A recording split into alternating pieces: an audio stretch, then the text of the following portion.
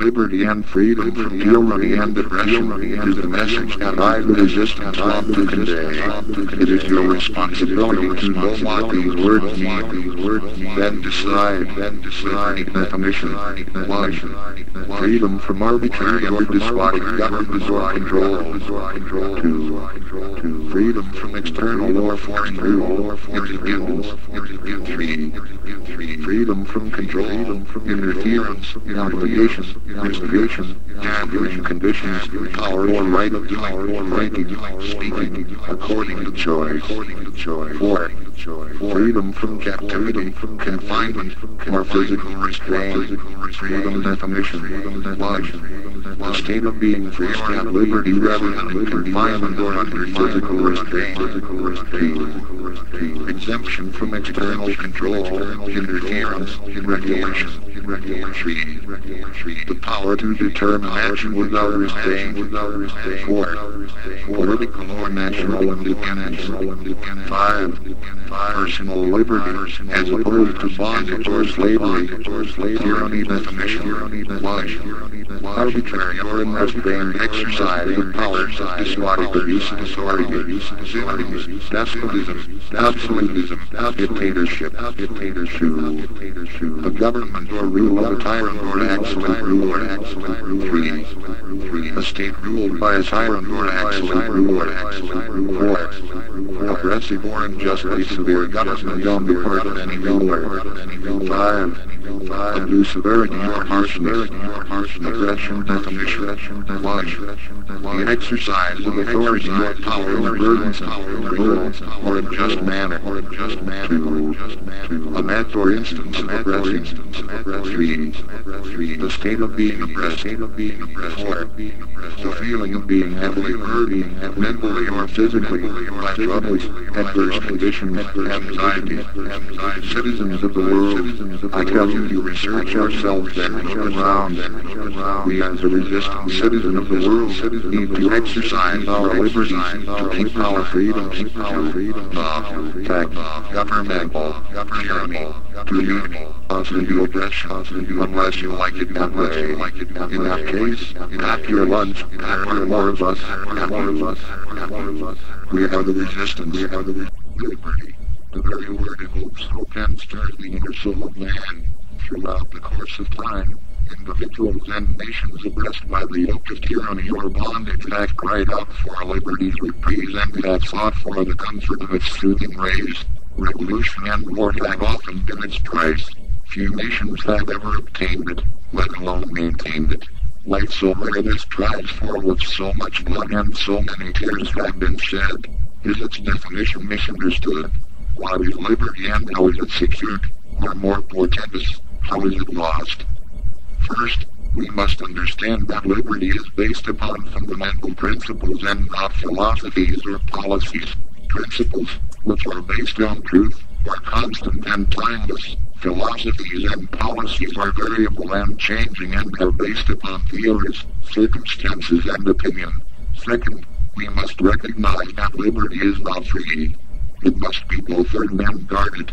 Lastly, we must realize that liberty requires public morality or virtue. The greatest, and probably most generally unrecognized, threat to our liberty today results from the gradual erosion of virtue. This decay has resulted from negligence and apathy on the part of many and from calculated attacks on the part of a few. The invasive roots of its opposing influences have crept deeper into the soil of our communities while we have slept, and in some cases, while we have been thwarted in our efforts to eradicate their causes. James Madison stated, I believe that there are more instances of the abridgment of the freedom of the people by gradual and silent encroachment of those in power than by violent and sudden usurpations. When the policies and practices of the nation favor rights in exclusion of responsibility, and sanction vice at the expense of virtue, calamity is imminent. The impending consequences of the ruin of public virtue, which already cast a dark shadow across our nation, now loom on the horizon as a force destructive to our society, our government and our very peace and happiness. I believe that except we become vigilant in understanding and upholding liberty's principles, we shall lose all which is attached to it, our national unity, our security, our peace and our prosperity. No person who loves liberty can, in the face of the danger of its loss, stand idly by when life itself and the pursuit of happiness hang so precipitously in the balance. A modern statesman, J. Reuben Clark, Jr., said, "We stand in danger of losing our liberties, and once lost, only blood will bring them back." In order to preserve liberty, we must not only pledge allegiance, but prove loyal indeed to the standards upon which it is founded. Our founding fathers mutually pledged their lives, their fortunes, and their sacred honor to the cause of liberty. May we commit anything less and stand worthy of its benefaction? It is incumbent upon each of us to study and ponder the heritage of liberty. Thomas Jefferson said, "If a nation expects to be ignorant and free, in a state of civilization, it expects what never was and never will be." He also stated, "I know of no safe depository of the ultimate powers of the society but the people themselves, and if we think them not enlightened enough to exercise their control with a wholesome direction, the remedy is not to take it from them, but to inform their discretion by education. This is the true corrective of abuses of constitutional power. The diffusion of knowledge and an enlightened citizenry are essential elements required to maintain liberty."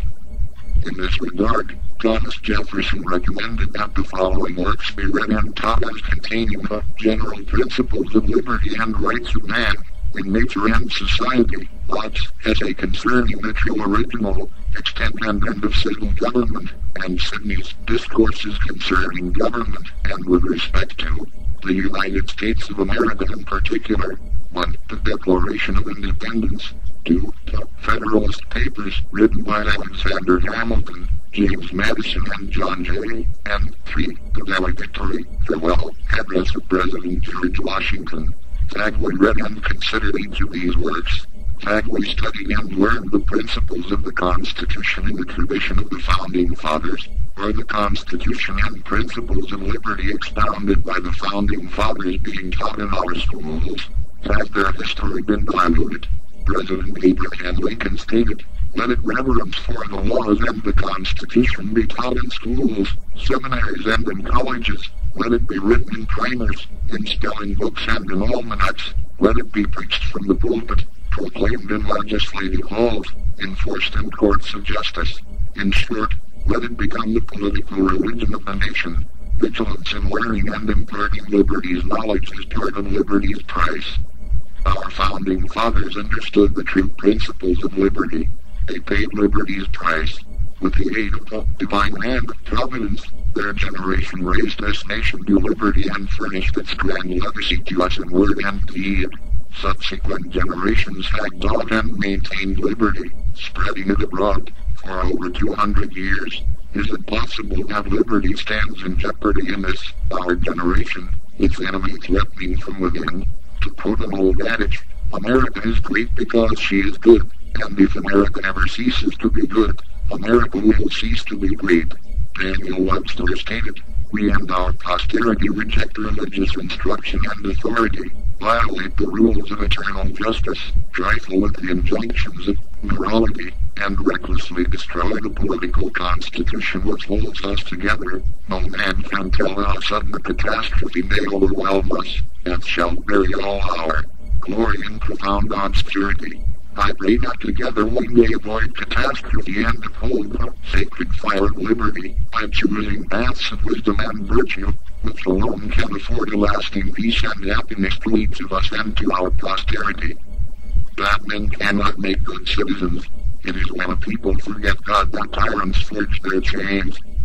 A vitiated state of morals, a corrupted public conscience, is incompatible with freedom.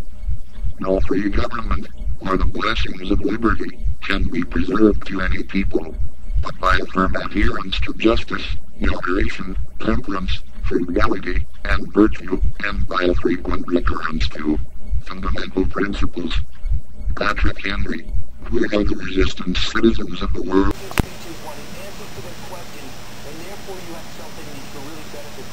If you are one of the many Americans interested in getting to the truth, about 9/11/2012. Exactly right. Now, here's the thing. We have heard stories about how Navy SEALs and people there being...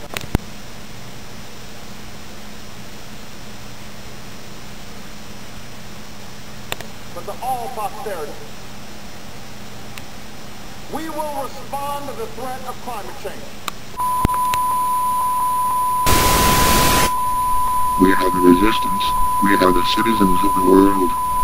We believe in a free world, the state of being free within society from oppressive restrictions imposed by authority on one's way of life. We as a citizen of the world are resistant because the world's liberty and freedoms have been ungodly taken away, bringing the powerful worldly leaders and the citizens of the world into tyranny, putting the citizens of the world in an oppressive battle of survival. This is not what the citizens of the world want. We will not give our liberties away. We have fought for these, and will continue to do so. We will not have our freedoms removed to live in an oppressed tyranny. Exercise your liberty. Enjoy your freedom. Protect against tyranny. Don't be the subject of oppression. We are the resistance. We are the citizens of the world. The mind is our battlefield. The ears and eyes are our weapons. They